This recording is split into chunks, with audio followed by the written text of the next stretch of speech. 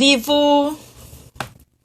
Hoje vamos dar um passeio em Portugal com Carla.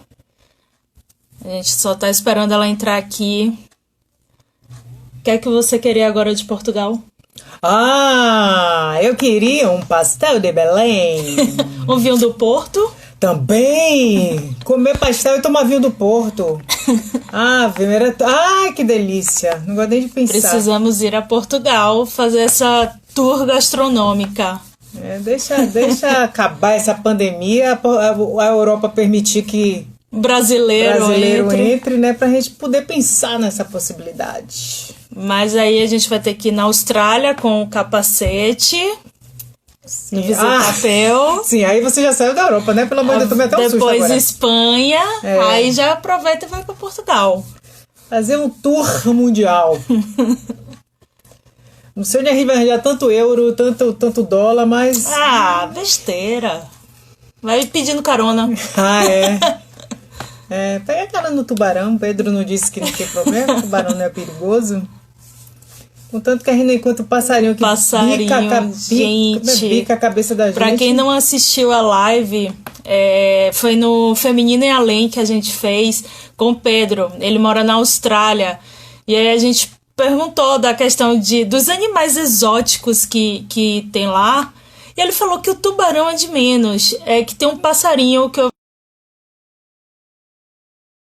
esqueci o nome.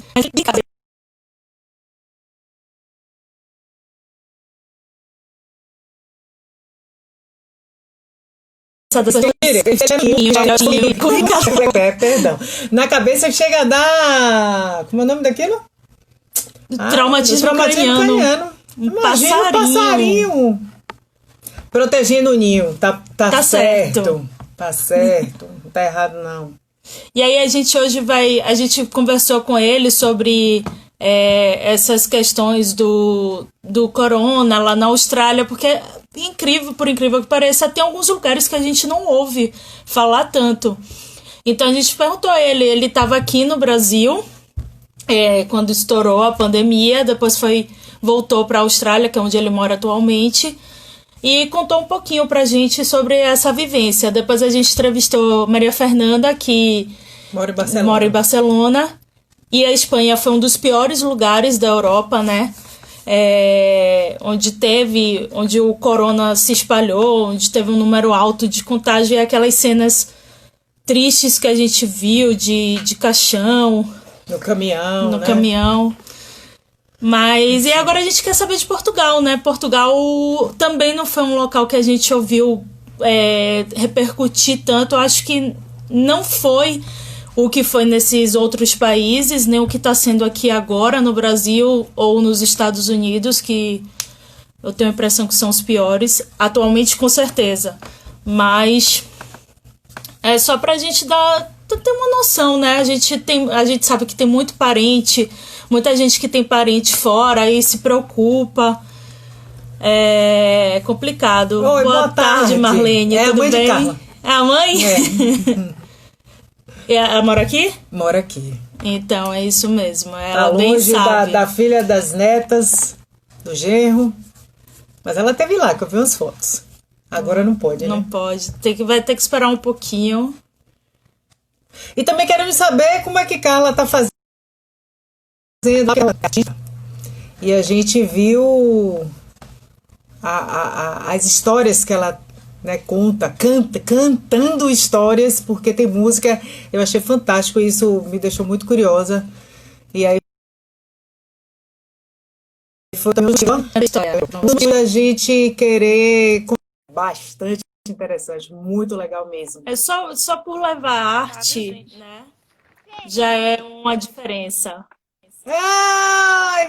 Olá! Oi! Menina, que sol é esse aí? 8 horas da noite. 8 horas da noite, esse sol. Que maravilha! Que delícia! Outro dia tivemos uma live com umas mães e 2 bebês participaram. Foi muito bom. Pois é, elas querem participar de tudo. Não, certas? Certíssimas. Ah, Eu acho ótimo, e eu acho ótimo. E então, como é que vocês estão? nós estamos ótimas, e você? Conte aí. Que ótimo. Aqui, retomando a normalidade, né? Voltando para a rotina, aos poucos. Na verdade, já estamos na rotina de novo, né? Mas aqui foi bem tranquilo. Na verdade, essa coisa da pandemia aqui, e especificamente aqui na cidade onde a gente mora, foi muito tranquilo. Não tivemos muitos casos, foram pouquíssimos casos. Na verdade, os casos foram no concelho de Alcanena, mas aqui mesmo na cidade, que na verdade é uma vila, não tivemos casos. Então foi bem tranquilo. E ficou todo mundo em casa, né? Respeitando mesmo a quarentena. Então funcionou muito por isso.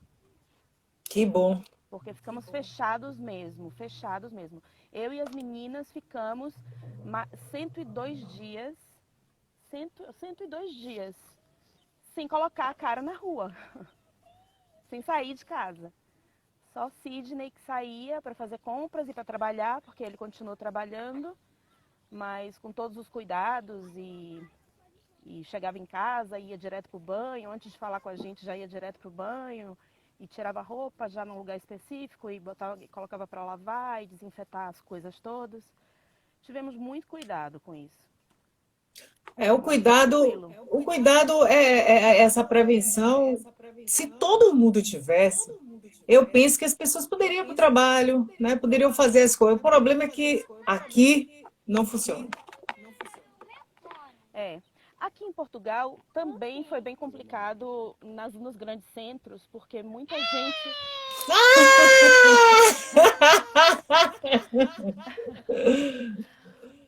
gente furou a quarentena, né? Mas diferente do Brasil, aqui essas pessoas levaram multas, foram presas, porque assim, o que eu achei fundamental nessa pandemia aqui foi a posição do governo. Logo no início, eles se reuniram com a Direção-Geral de Saúde.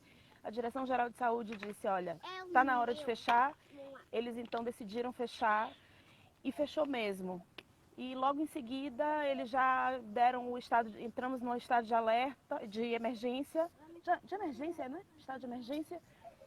Que aí o governo tem total poder de decidir as coisas, de dizer o que é que abre, o que é que fecha, determinar quais as medidas, né, o horário de abertura, a quantidade de pessoas que podem entrar em determinado lugar. E isso eu acho que foi fundamental. E as punições, né? As pessoas que furaram isso levaram multa, algumas foram presas. É claro que não é tão rígido, mas teve, né? Então, o que fica acaba sendo o exemplo. E a gente não vê isso no Brasil. Eu fico tão chateada. Fico tão chateada. Ai, meu Deus. Fico chateada porque, assim, os portugueses me encontram e falam: Ô menina Carla, o que está acontecendo? O que está acontecendo no Brasil? Por que aquele maluco tá lá? O que vocês fizeram para colocar aquele maluco no A governo? gente não, você diga, a gente não. E aí eu digo, olha, eu não sei o que aconteceu. Eu tô igual a vocês, eu também não sei o que aconteceu. Tô ainda tentando descobrir o que aconteceu, mas enfim. E você que tem criança, duas, né? Como foi a questão de escola? Foi durante o período escolar que teve a quarentena? Foi durante o período escolar. Elas estavam no último período, né? São 3 períodos do ano letivo. Elas estavam iniciando o último período do ano letivo. E aí as escolas fecharam todas as escolas. E logo em seguida eles começaram com as aulas pela televisão, pela internet. Começaram a fazer as aulas para que as crianças pudessem acompanhar as aulas em casa. Como elas ainda estão no jardim de infância, elas passaram agora para o primeiro ano, então a professora entrava em contato comigo por e-mail, mandava as atividades por e-mail e fazia reuniões via Zoom para poder encontrar, falar com elas, reunia os amigos para elas poderem ver as outras crianças, os colegas, matarem saudade. Era uma confusão. Imagine. A confusão que era, a gente não conseguia se ouvir nada. Porque eles começavam a gritar, olha quem tá ali, ei, você aqui. Era uma confusão, mas era muito divertido, porque pelo menos eles matavam um pouquinho da saudade, né? De estarem se vendo, pelo menos, e se falando. E toda semana a professora mandava atividades, e eu fazia as atividades com elas, e mandava de volta para ela poder avaliar, né, como é que estava indo o desenvolvimento delas, para que não ficassem em casa sem fazer nada. Os alunos de séries mais avançadas, eu não sei como é que funcionou, mas era tudo online. Era feito tudo online. Os professores entravam em contato, mandavam as atividades. Tinha o programa na televisão, que o governo fez um programa especial para isso. Ele chamou alguns professores para fazerem as aulas, como se fosse na escola. E as crianças tinham os horários das séries, de cada série, tinha cada horário. E eles iam e assistiam, e depois os professores recebiam feedback e de acordo com a aula, faziam a atividade, enfim. Foi assim até agora. Eu acho que acabou por agora. As avaliações, né? Tiveram as avaliações, eu acho que acabou por agora. E o trabalho também está voltando, porque você disse que suas férias seriam agora, mas então já está trabalhando, né? Não, eu já voltou desde o dia 18 de maio, abriram as creches, algumas creches, né, foram abrindo aos poucos. E eu voltei, voltou tudo no dia 1º de junho. Eu tive férias, então eu só voltei no dia 22. Então, voltei há pouco tempo. E aí agora já direto. Agora já não tem férias. Deu uma travadinha rápida, eu digo, ai minha Nossa Senhora, porque a internet é um problema, né? Já voltou? Voltou. Pronto. Sim, agora me conte, a pandemia, você já falou, tá tranquila aí, já voltou à vida normal, né? Depois a gente fala mal do Brasil, mas vamos embora falar agora das suas cantações de história, que eu achei fantástico. Explica aí como surgiu isso, como funciona. É assim, como eu trabalho em creche, né? Eu trabalho em uma instituição que tem creche, que é de 6 meses, de 6 a 8 meses até os 3 anos. E nessa mesma instituição tem o pré-escolar e o ATL, que é a atividade de tempo livre, que é a banca que a gente chama, né? Ela traga. Que tem a sala de estudo, assim, quando as crianças saem da escola e vão para lá e fazem as atividades lá. Então, eu faço aulas, eu tenho um projeto que se chama Projeto Arte dos Afetos, onde o objetivo é desenvolver as capacidades cognitivas e emocionais dos bebês, a partir de bebês, né, até a idade dos meninos de pré-escolar, que é entre 6 anos, por aí, até os 6 anos. E tem também o Centro de Convivência dos Idosos, que também faz parte da instituição, que a gente também faz esse trabalho com eles. Que eu levo jogos teatrais e com as crianças eu faço a cantação de histórias, que eu canto as histórias. Além de contar as histórias, eu coloco música no meio, porque eu acho que alcança mais, né? Eles fixam mais a história se tiver uma melodia, se tiver uma musiquinha. Então, eu comecei a desenvolver esse trabalho, esse projeto, e as crianças adoram. E quando eles me veem em qualquer lugar, sendo lá na creche ou fora da creche, eles gritam logo, Carla, conta uma história! Eu posso estar em qualquer lugar. Quando eles me encontram, eles gritam logo, canta uma história! Que e lá vou eu lindo! cantar uma história. E é isso. Essa coisa da cantação de histórias surgiu durante a pandemia. eu me vi em casa, eu estava em casa com as meninas, e expliquei a elas o que estava acontecendo, que elas iam ter que ficar em casa, não iam poder ir para a escola, e que eu também não ia poder ir para a creche. E aí elas me perguntaram, aí eu falei para elas, mas nós vamos fazer muitas brincadeiras, vou contar muitas histórias, vamos cantar músicas. Aí elas me falaram, mamãe, e quem é que vai contar a história para as crianças da creche? Quem é que vai contar a história para os bebês? Já que eles vão ficar em casa e você vai ficar em casa, quem vai contar a história para eles? Aí eu falei, puxa, é verdade, quem vai contar a história para eles? Se eu vou estar em casa e eles, cada um em sua casa. E aí uma das meninas, eu não lembro se foi Júlia, se foi Joana, falou, mamãe, vamos criar um canal no YouTube, que elas adoram, né? Tá. Que eu vou criar um canal de... Venha falar aqui. Aí elas falaram, cria um canal no YouTube. Aí eu falei, tá bom, vou pensar nisso. Aí fiquei pensando, falei, olha, no YouTube, o YouTube é uma coisa muito grande, muito aberta. Eu não sei como é que eu poderia controlar o acesso, né, a visualização e tudo mais. Mas o Facebook é mais tranquilo de eu ver quem tá curtindo, quem tá acompanhando. E aí eu falei, eu vou criar uma página, vou divulgar na página da instituição e os pais que quiserem vão acompanhar e vão ver as histórias, vão mostrar às crianças as histórias. E aí deu super certo. Comecei a fazer, elas queriam fazer também, eu falei, vamos fazer então.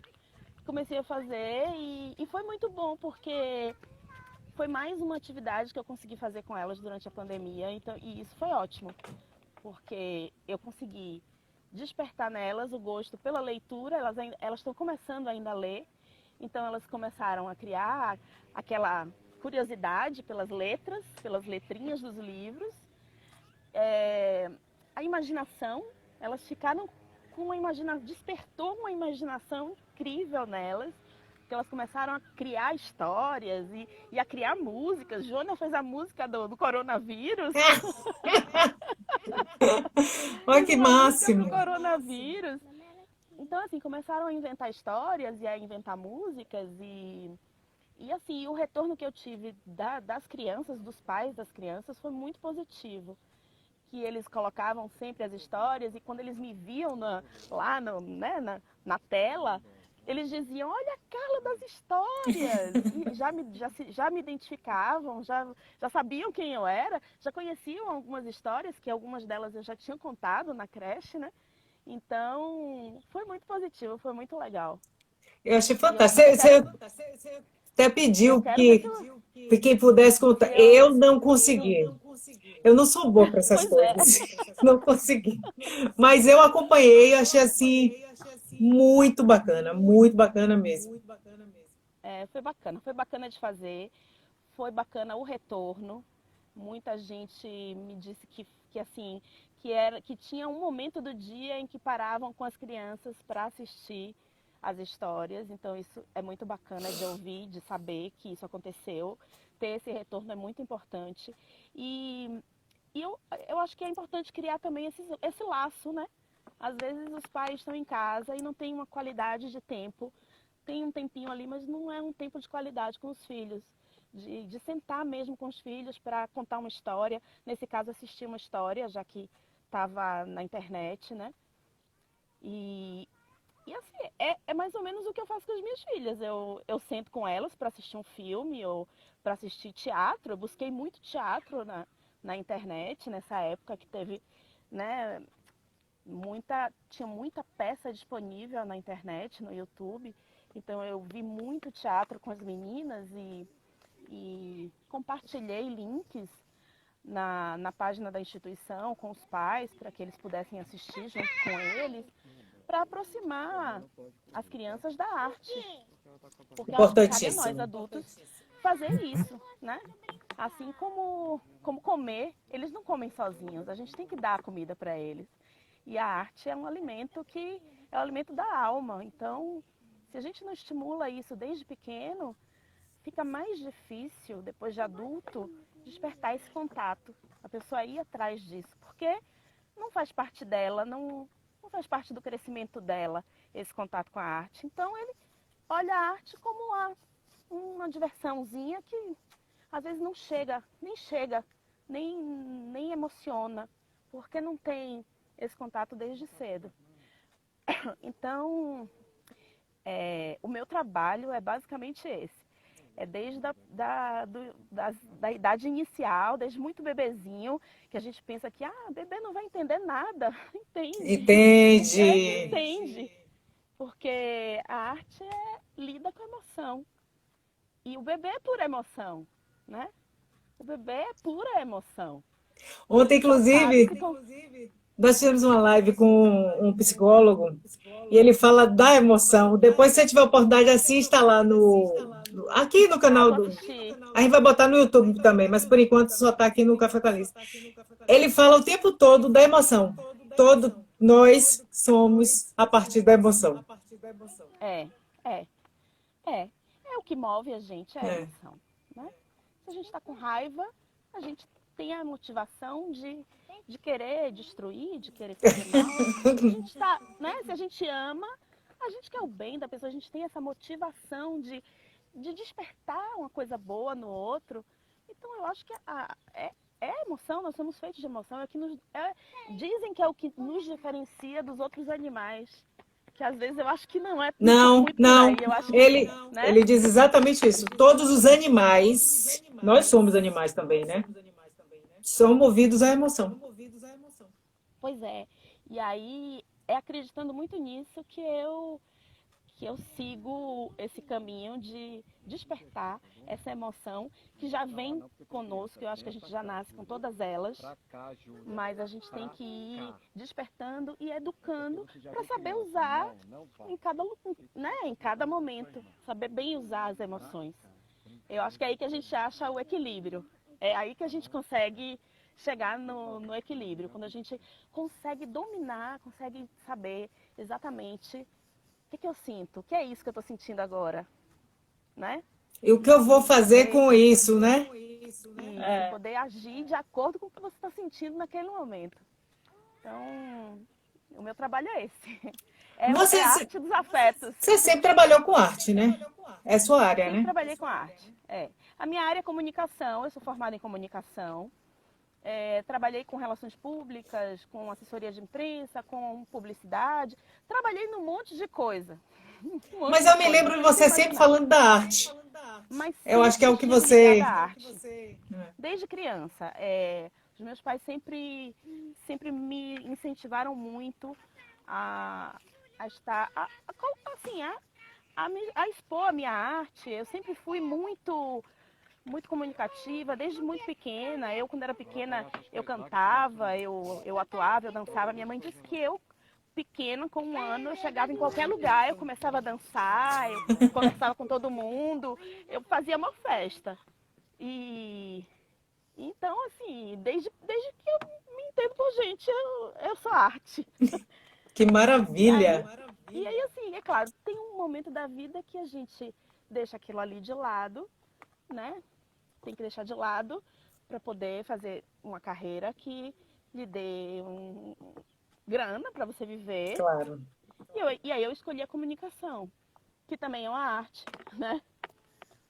Mas aí, depois que eu me formei, eu já estava trabalhando e tal, e aí eu decidi e falei, não. Sabe quando fica aquele bichinho assim, falando, vai fazer alguma coisa, que você tá aí parada? Aí eu fui em uma conversa de bar, assim, eu não me lembro exatamente quem é que estava, mas em uma conversa de bar, alguém estava falando que estava se preparando para uma audição de um curso na escola de teatro, na Federal, na UFBA. E aí eu falei, poxa, e como é que faz para entrar? Como é que faz para fazer isso aí que você vai fazer, que eu não sabia nem o que era. Aí a pessoa falou, você vai lá e pega um texto, decora o texto e vai lá e se apresenta. E se o diretor do curso gostar, você vai ser aprovada e vai fazer o curso. Eu falei, tá bom. Aí passei lá, peguei o texto, decorei o texto, reuni uns amigos na casa de uma amiga minha, botei todo mundo sentado e falei, olha, agora vocês vão ouvir aqui um texto que eu decorei e tenho que apresentar para eu poder fazer um curso de teatro. E aí botei todo mundo sentado e comecei. Aqui eu era uma poltrona. Essa poltrona. Ali moldurada. E aí a galera começou a rir, mas o pessoal começou a rir. Mas riram muito. Eu falei, pronto, eu não vou conseguir passar nesse teste de jeito nenhum. Vou beber que é melhor, vou tomar uma que é melhor, eu não vou mais decorar nada. Mas fiquei com aquilo na cabeça, falei, olha, eu vou lá. Aí fui, cheguei lá, falei, eu vou falar o texto do jeito como eu falei lá com meus amigos. No mínimo o pessoal vai se divertir, vai dar risada, vai achar até que é piada, né? Que esse monólogo é uma piada. E aí eu fiz, eu me concentrei lá, não sei o que aconteceu, e passei. Aí fiz o curso e o diretor do curso falou, olha, Ficou sem som. Só um minutinho, Carla, que a gente não tá te escutando. Espera aí, que Oi. desde eu tá dando isso. A gente vai te tirar e trazer de Trazer de volta. volta. Peraí. Tá bem. Internet insuportável. A internet dá esse problema, a gente fica sem ouvir, mas a gente tirando e trazendo de volta é como se reiniciasse. Bora ver se dá certo.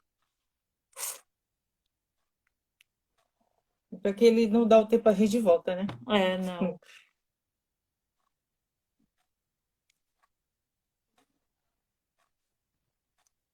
Você ontem, na hora que fez isso, você ficou no Wi-Fi ou foi para 4G ou para a internet mesmo? Eu acho que eu fui pro 4G.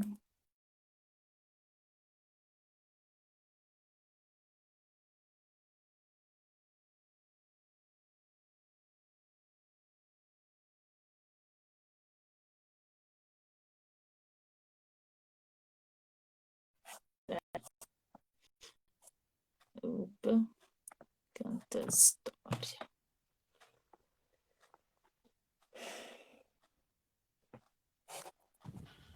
Agora. Oi, voltei. Essa internet ontem é a mesma coisa. Vá. Agora conte que a Rita tá curiosa.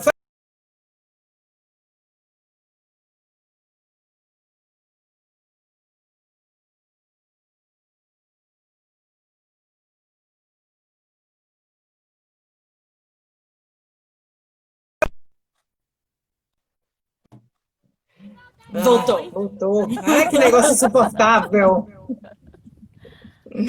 Então, eu aí fui lá para o teste, né, para audição. Falei o meu texto, toda concentrada, e passei, fui aceita. Nem acreditei quando eu vi meu nome lá na lista dos aprovados.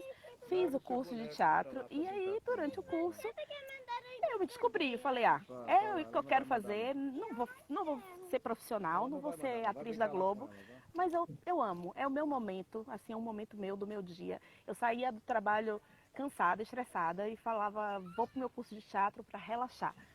E aí o professor falou, olha, você tem super jeito. Eu acho que se fosse você, investia nisso.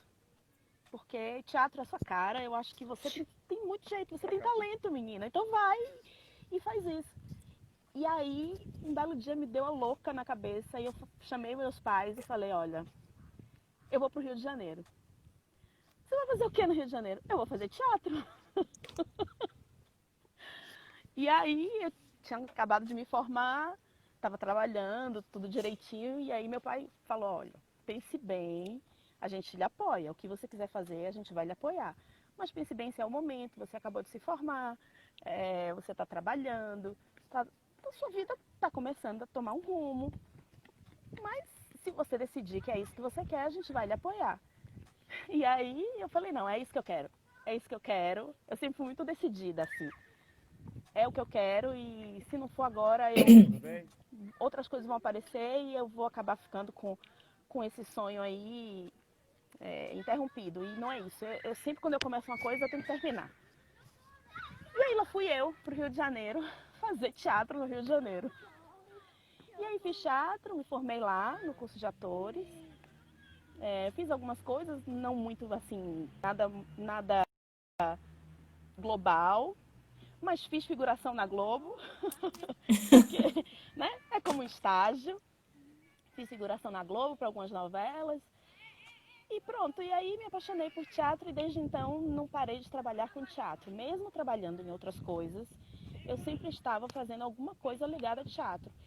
E o meu primeiro trabalho, que eu posso dizer assim, eu ganhava dinheiro com teatro, foi dando aula de teatro. Em Salvador, eu dava aula de teatro em 2 grandes colégios de Salvador. E foi aí que começou mesmo a minha história com as crianças. Dessa coisa do teatro e as crianças.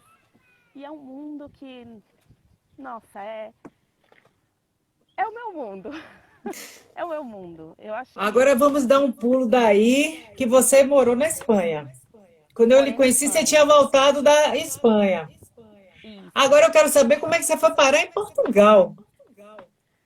Então, é, eu fui para a Espanha, morei lá na Espanha e tal.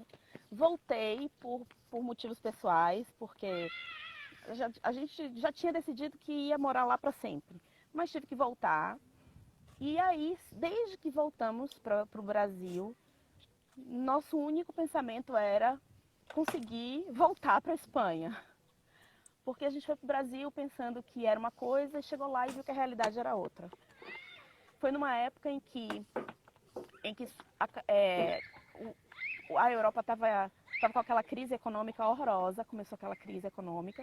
Foi em 2009 que a gente voltou, nós voltamos no final de 2009.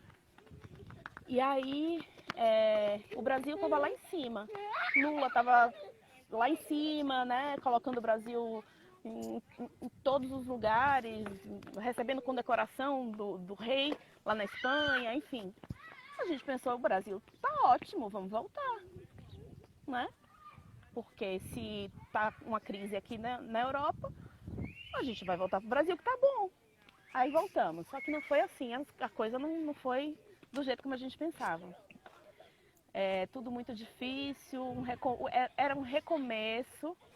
Num lugar que era a nossa terra, a gente achou que ia ser mais fácil, não foi. Eu tenho uma alma empreendedora e empreendi em várias coisas, mas nada ia adiante, porque tem muito também do pensamento, né, das pessoas, com novidade. É difícil de aceitar assim as novidades, você tem que ter muito dinheiro para poder ser persistente.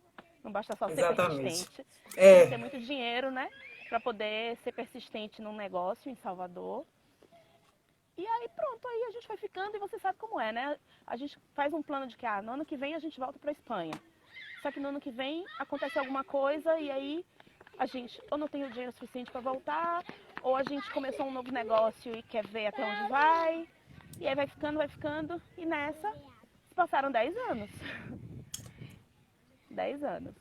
A gente no Brasil tentando fazer alguma coisa, tentando evoluir, mas hoje a gente para e pensa que foi uma evolução, foi uma preparação para que agora a gente viesse, já agora com as nossas filhas, e viesse de forma mais estabilizada e mais pé no chão mesmo, sabe?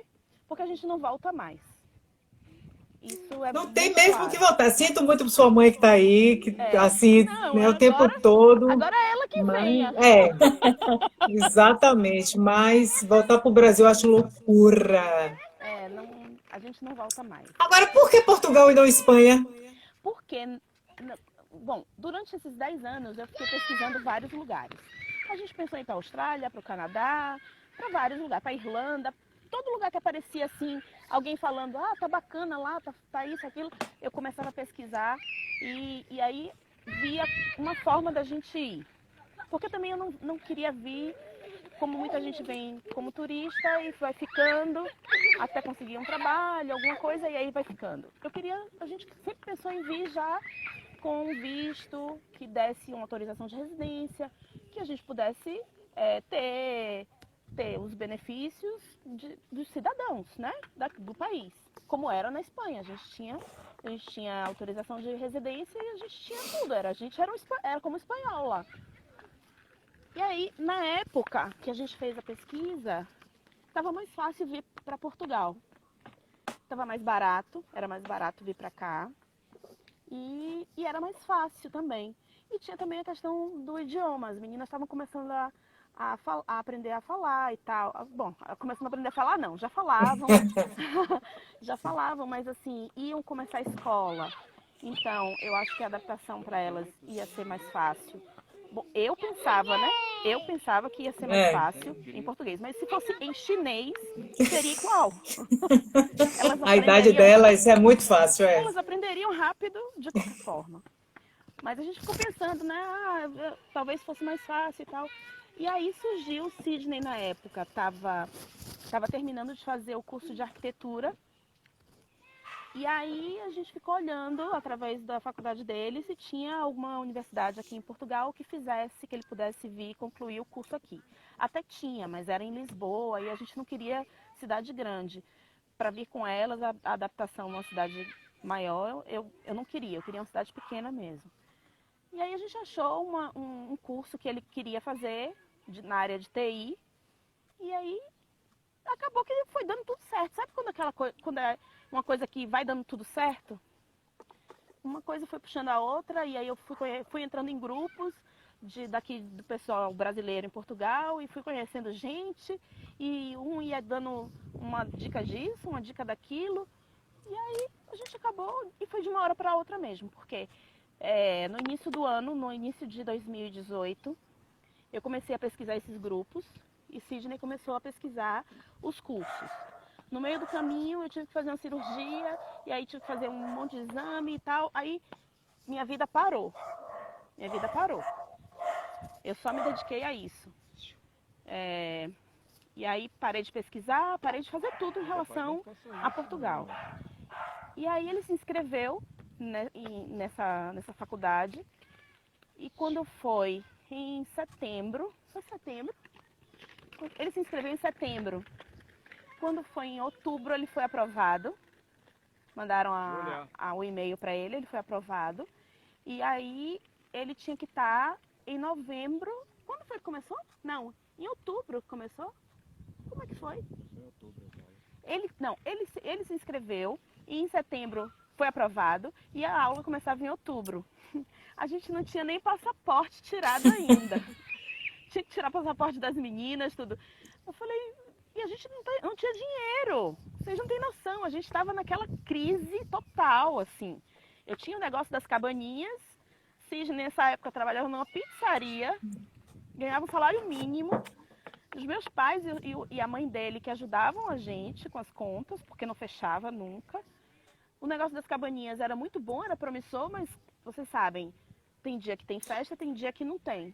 Tem mês que era cheio de festa, era uma grana massa, mas no mês seguinte não tinha nada. Então a gente tinha que segurar a onda.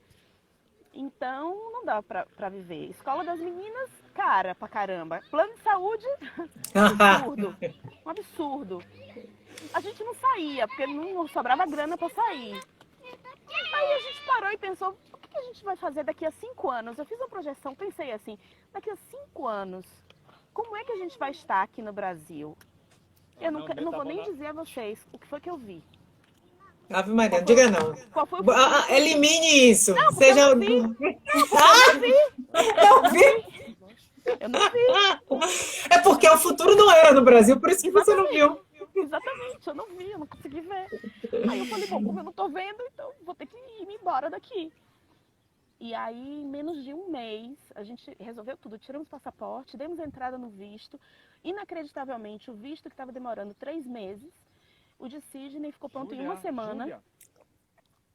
Em uma semana, a mulher do consulado... Eu tô toda arrepiada, você tá falando, eu tô arrepiando toda. Vocês não têm noção, a mulher do consulado é o quê?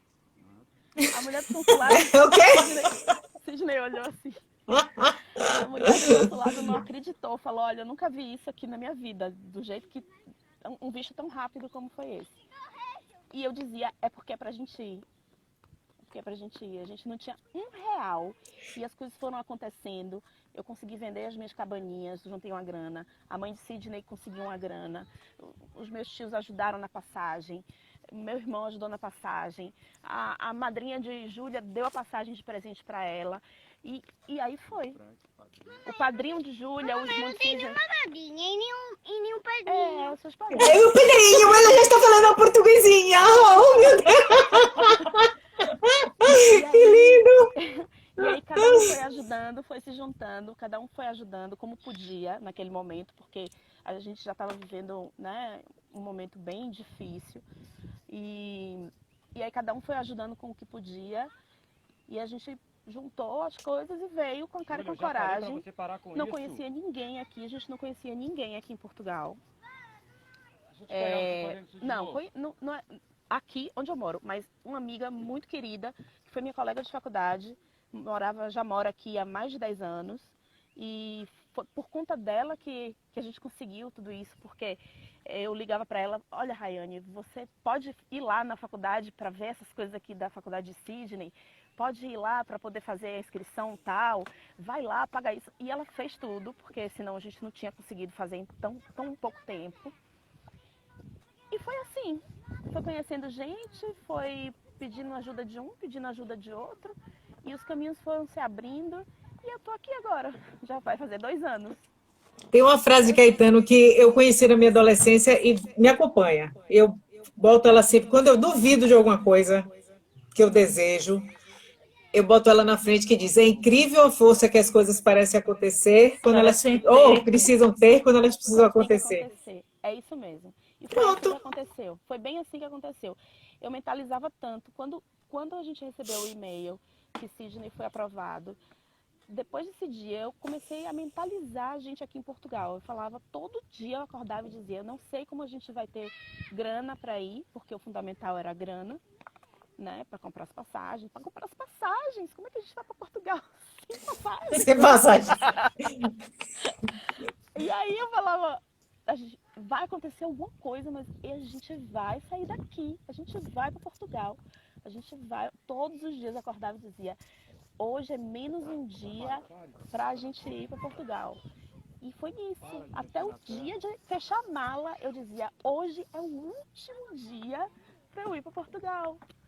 E foi assim, contando os dias até chegar o dia. E quando chegou o dia, eu não acreditei. Quando eu entrei no avião, eu falei, meu Deus, isso é um sonho, eu não estou acreditando. Eu estou aqui com minhas filhas, meu marido, e estou indo para Portugal. Foi um negócio tão incrível, foi menos de um ano. Em menos de um ano, foi em exatamente 8 meses. 8 meses.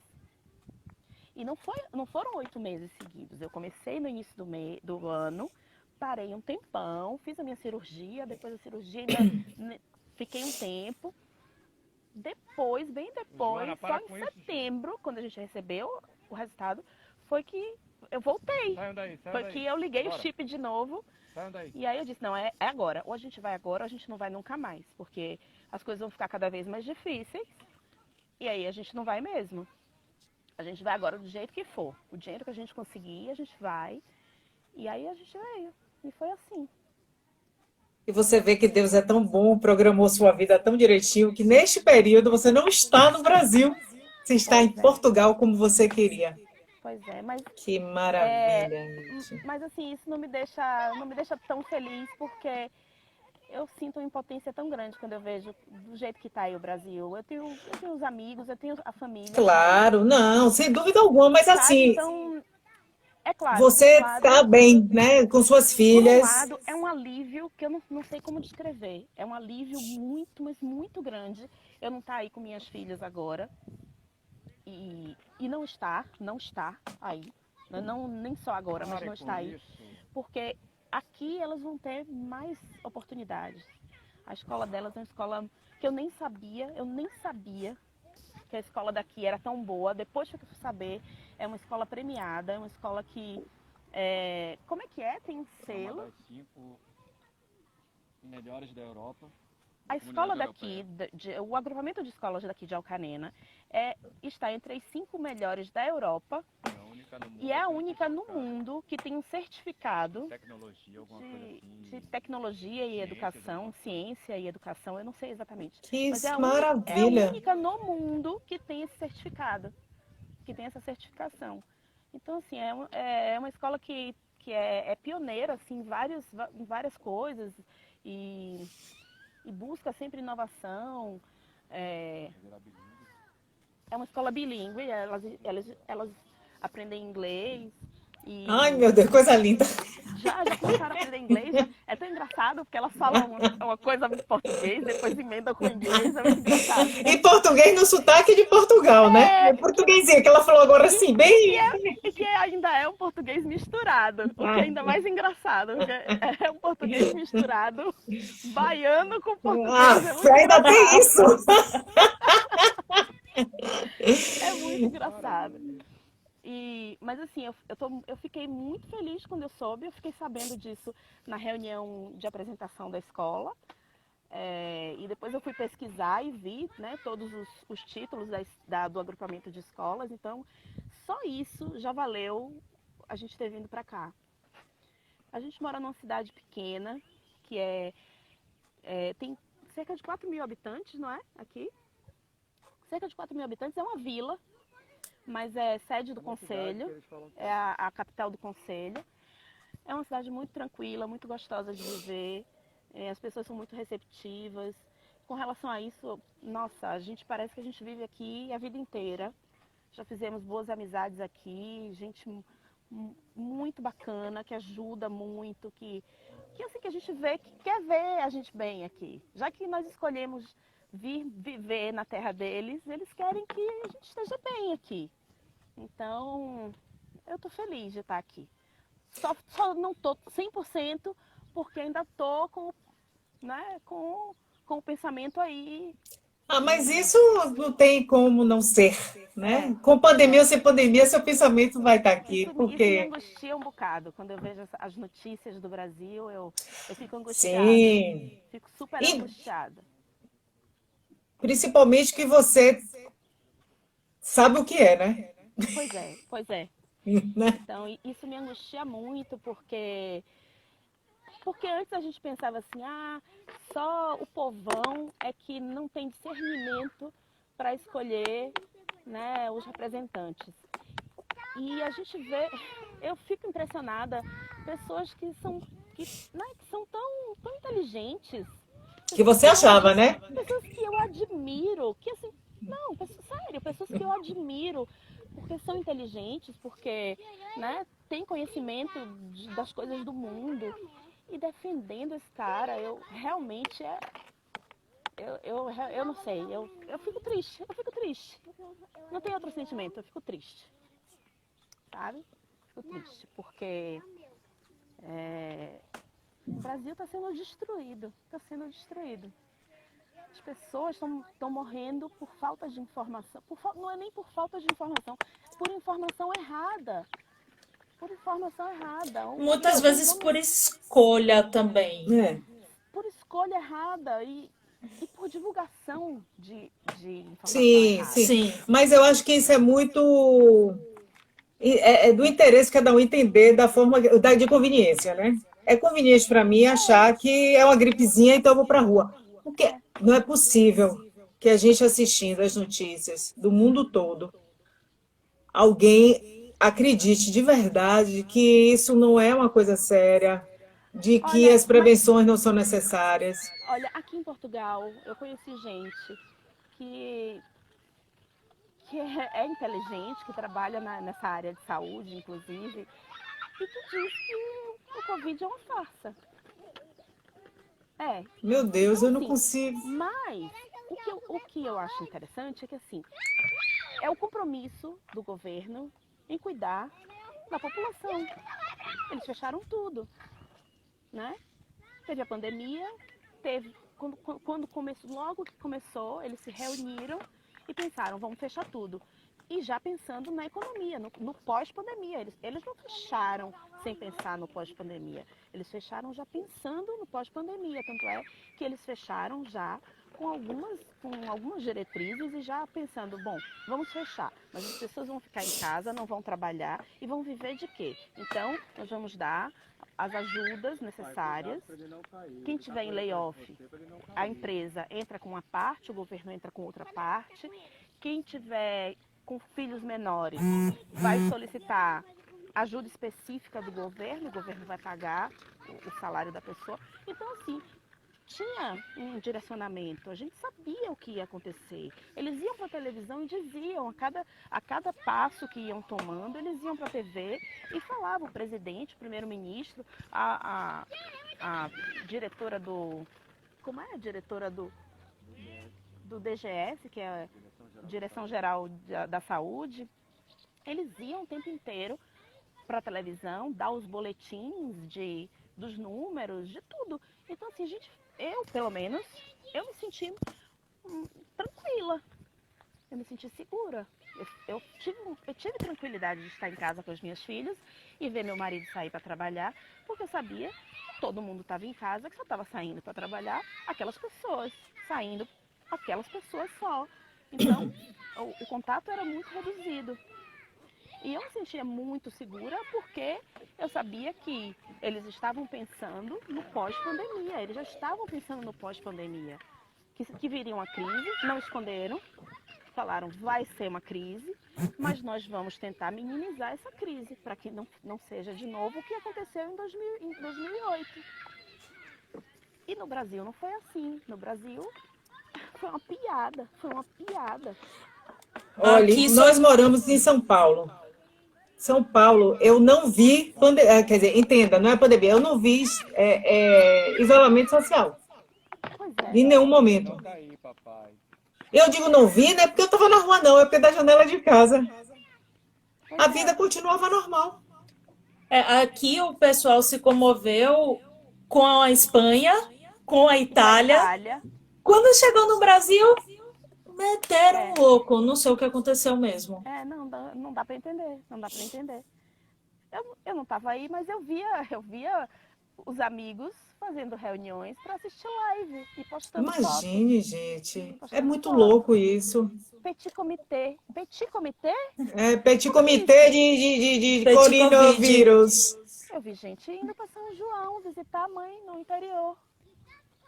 Sabe? Então, assim, poxa, São João tem todo ano, gente. Se morrer, não tem mais não. Pois é. Se morrer, não tem mais não. Então, vamos segurar a onda. Ano que vem vai fazer seu São João, ano que vem vai fazer seu Réveillon, seu Carnaval, o que quer. Mas se morrer, acabou. Porque tem gente que diz assim, eu acho que esse negócio da pandemia foi muito exagero. Foi exagero, não foi bem assim e tal. Tem muito dinheiro envolvido. Tem dinheiro envolvido em tudo, mas tem gente morrendo. Não pode dizer que foi exagero. Mais de 70 mil mortos é um exagero. Para mim, esse é o exagero. Só no Brasil, mais de 76, já passou de 76 mil. Puxa, é cruel. Eu acho que é cruel o que os próprios brasileiros estão fazendo consigo mesmo. Sabe? É cruel. É não respeitar o outro. É estarem o tempo inteiro achando que são melhores do que o mundo. É isso. São melhores do que o mundo. Aconteceu lá longe. Porque antes o vírus estava na China, que era longe. Mas o vírus chegou aqui.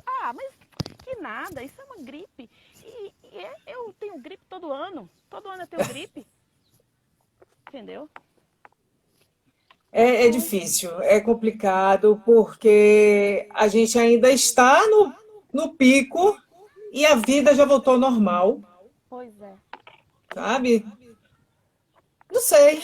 Hoje uma amiga minha teve que sair para pegar um negócio na rua. Ela de carro disse que Oscar Freire estava lotada, as lojas lotadas e o pessoal com a máscara no queixo. Eu acho mais honesto nem usar a máscara. Eu também acho. Eu acho melhor não usar do que usar no cotovelo. Tem gente que usa no cotovelo. É demais. Para não ter dor de cotovelo, deve ser. Deve ser. Então bota na consciência, para não doer a consciência depois. Pois bota na cabeça. Ou na cabeça, na cinturinha. E vamos lá. Deus é brasileiro. É brasileiro. Ele é brasileiro e ele deve estar em pânico. Porque, né? Pois é. É muito difícil. Eu acho que Deus olha assim e fala, caramba, o que é isso que aconteceu no Brasil? O que aconteceu aí? Onde foi que eu errei? Eu acho que ele deve pensar, onde foi que eu errei? Porque tá demais, tá demais. Às vezes, chega a ser... Olha, às vezes eu vejo coisa no Facebook e eu tenho que entrar no Google para ver se é verdade ou se é mentira. Eu perco um tempo danado. É por isso que às vezes eu nem entro no Facebook. Eu perco muito tempo. Porque eu tenho que olhar. Aí eu vou no Google para ver se é verdade. Ou se de repente uma notícia do sensacionalista. Ou, porque é surreal, é surreal, é surreal. Essa última do ministro da Educação, então. O novo? Caramba. Qual Eu não dos, sei se é dos novo. últimos? Não, tem um que foi nomeado esses dias, oficialmente. Um que é O o pastor, Isso. que quer bater nas crianças, quer que bata nas Isso. crianças. E que diz que faculdade só ensina sexo, que não sei o quê. Enfim. O problema desse governo a gente já viu que é sexo. É. O resto, Eu né? acho que é falta, na verdade. Damares disse que transar é um pecado. Coisa de esquerda. É coisa de esquerda, é. Eu acho que é falta. E aí acaba subindo pra cabeça e fica tudo doido, assim. Em compensação, 2 meses sem ministro Sem da ministro da Saúde. Saúde, em plena Em pandemia. plena pandemia. Gente, isso é inconcebível. Vocês já pensaram que vocês estão no meio de uma pandemia, que vocês são o epicentro da epidemia agora, do mundo. Tem o mundo, tem o buraco do centro do mundo, é lá que vocês estão. Vocês já pensaram nisso? Infelizmente. Não tem. Isso que vocês estão pensando, para poder ficar lá no meio dizendo, olha, eu sou ministra da Saúde, e é assim que tem que ser, ou não é assim que tem que... Não tem. A gente o Mandetta até tentou, né? Não gosto dele, mas eu vi que ele tentou, coitado. Mas o outro também, o cara de múmia paralítica, quando ele viu a propaganda da cloroquina... Mas aquele Zé do Caixão, pelo amor de Deus, aquele coitado. Mas você vê que até ele não aguentou. Não aguentou a pressão, não aguentou a pressão. Porque via tudo... Esse agora não tem... Não tem um militar que tá... Já saiu também, nem mais ele tá mais. É que eu não tenho acompanhado, porque eu fico tão mal com essas Temos coisas. agora um médico que está até contaminado, tá? Doutor Bolsonaro, que está receitando cloroquina para todo mundo. E remédio de verme, Anitta. Verme ele tem que tomar. O de verme eu acho, inclusive... Mas se ele tomar, ele morre. Eu acho, inclusive, que ele tem que tomar o de verme Contra ele. melhorar as hemorroidas. Pra gente não se preocupar tanto com as hemorroidas dele. Isso aí eu acho que ele tem que tomar mesmo. Verme, eu recomendo o de verme. Eu acho que é suicídio ele tomar remédio de verme. Eu soube que a Emma tomou, né, cloroquina, porque mordeu ele, bicou ele, teve que tomar cloroquina. A Emma gemeu. Você sabe o que eu acho incrível? Que é a terceira vez que a gente conversa com alguém fora do país e todo mundo pensa a mesma coisa, graças a Deus, né? E ainda é capaz de falar, quem é você para falar? Você tá fora do país? Pois é. A gente está fora do país, mas o país está aqui dentro, não tem jeito. Está aqui. Com certeza. Você não precisa, você pode estar na Lua. Olha, eu nasci no Brasil. Eu vou me tornar portuguesa muito em breve. Pode ser até que eu me torne espanhola algum dia na vida e deixe de ser até brasileira, mas eu nasci no Brasil. Não tem como mudar isso, entendeu? E minhas raízes estão aí, os meus pais, meus amigos, tudo. Exato. Minha vida tá aí, não tem como. E assim, porque você mora fora, você não tem que falar nada. Por quê? Por que não? Eu vivi minha vida. Mas os que moram fora e são a favor e que votaram para ele se eleger, pode. Só não pode ser contra. Pois é. Palhaçada isso, né? Mas enfim. Carlinha, a nossa live está chegando ao fim. Infelizmente, que é muito rápido. Eu acho terrível. Toda live eu reclamo do Instagram, porque eu acho um absurdo só ser 1 hora. Pois é.